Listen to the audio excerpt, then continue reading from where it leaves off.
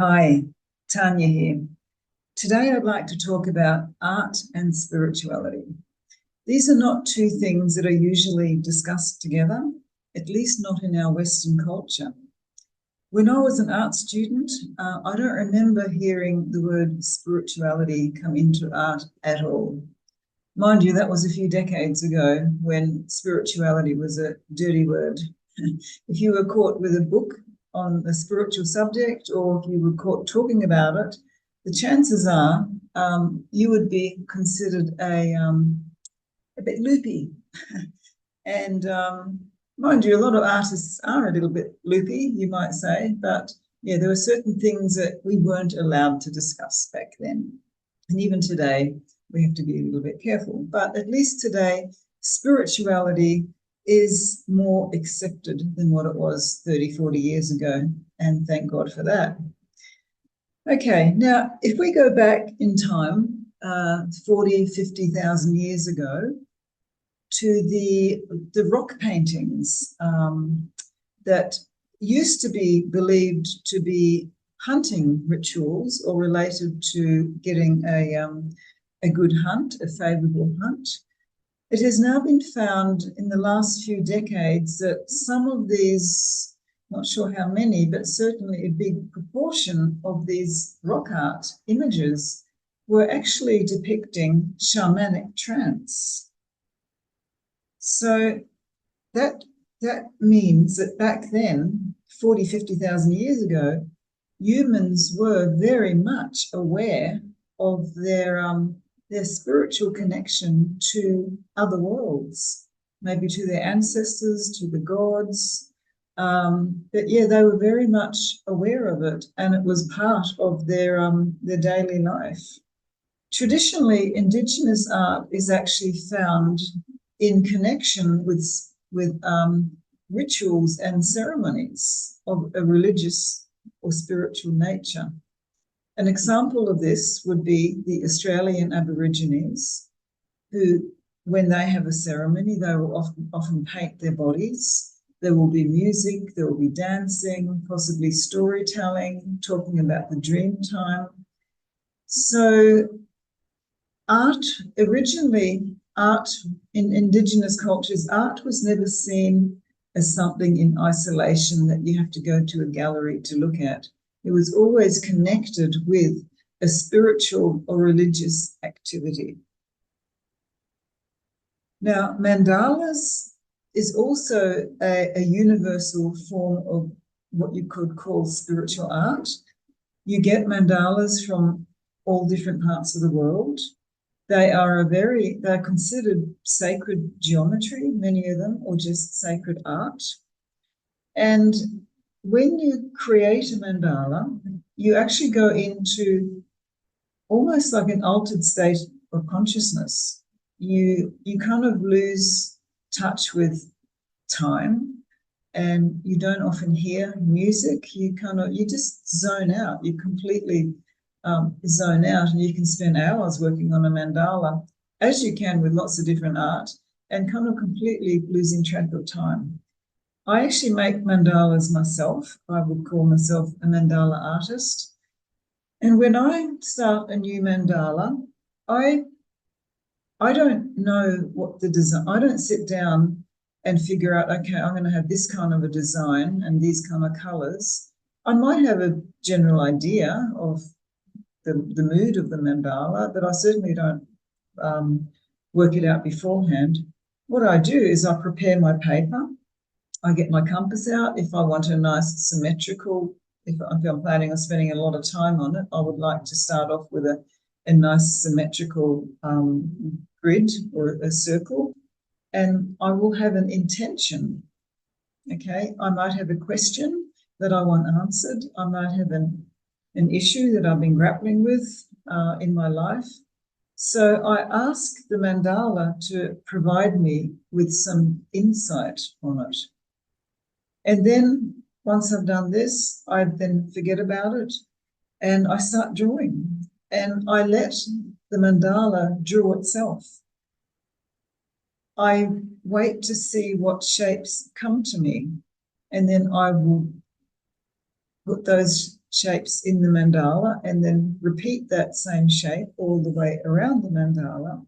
And I will do that a number of times. And then before I know it, I've got this amazing design, which I never could have imagined.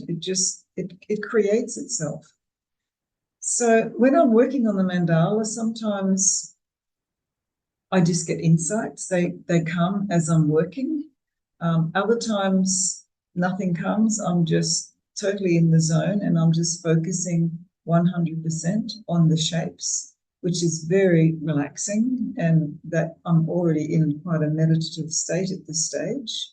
So it doesn't matter where the insights come during the drawing, or during the colouring in process, or after you've finished it and you're kind of looking at it from a distance. So you put it on the wall and you just contemplate it, and sometimes that's where the insights come, and that's quite common.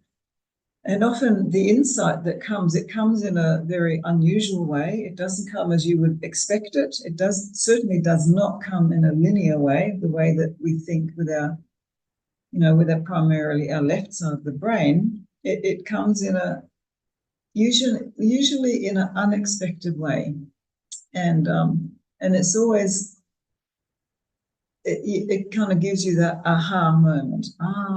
Of course, what a novel way to put it. It's wonderful waiting for the insight to come, because you don't know how it's going to come, but you know that it will come, and it always does. So mandalas have been created all across the world for thousands of years. They're very, very old system of spiritual art. Now, when you come to today, you go to a gallery to look at art, and they all have a little note, on a little white note on the side, which explains to you what the art is. Now, I would recommend that next time you go to a gallery, don't even bother reading the note. Unless you find a piece of art that really speaks to you and it really intrigues you and interests you, maybe then you might want to read.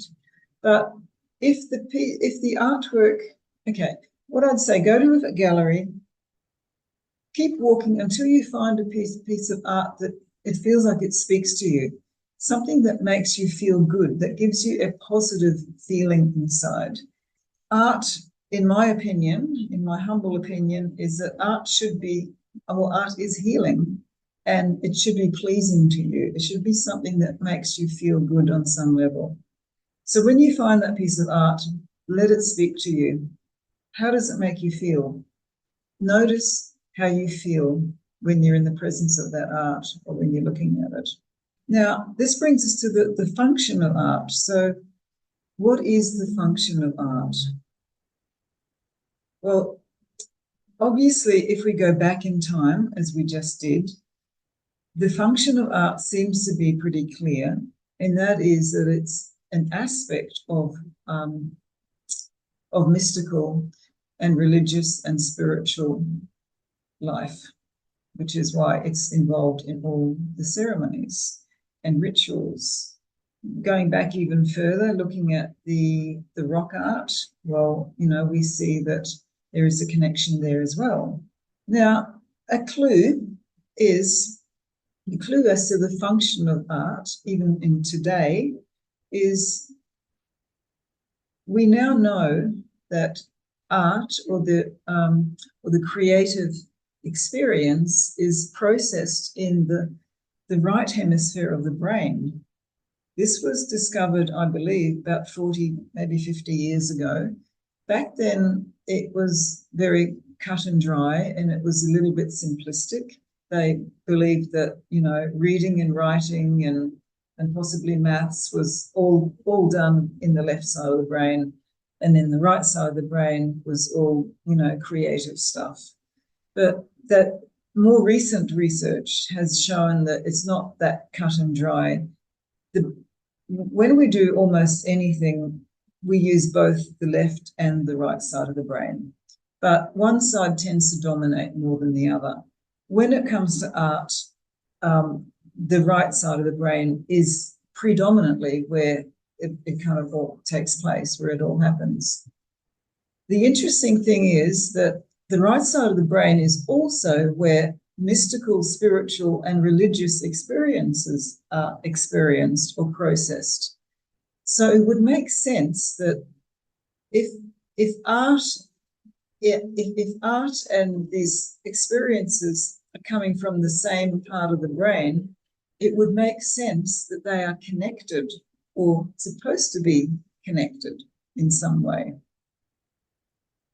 So when you add that together to the anthropological and the archaeological facts that I just showed you, I think it's pretty obvious that art is really not something that is supposed to be experienced in isolation, as unfortunately we do in our Western culture. Not so much in Indigenous cultures, they still have that spiritual connection to it. But that's not to say that Indigenous people do not create art for the tourists, and that is purely for money. But that art is different from the art in their ceremonies, and they know it. You know, they know there's a difference. One is to make money, and the other one is really to help the spiritual health of the community. So next time you are in an art gallery, I would suggest let the art speak to you.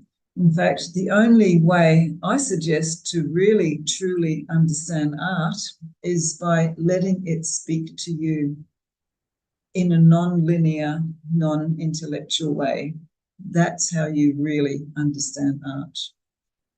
And next time you are doing a painting, a drawing, or involved in some creative pursuit, I would suggest you try this out. Let's say you're doing a landscape painting, you're drawing what's out there. Ask yourself, where is your inspiration coming from mainly? Is it coming from out there? Are you copying what you see out there 100%? Or are you allowing your inner artist, your spirit, to participate in this activity? If you're not, I suggest include your inner artist, include your soul in this co-creative practice, and see what comes out. I find that it's a lot more enjoyable. There's a lot more of you in the art. The art becomes more of a self-portrait of your state of mind.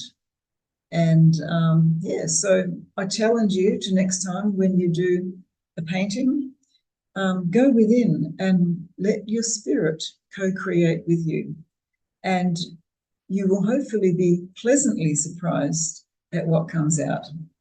Enjoy.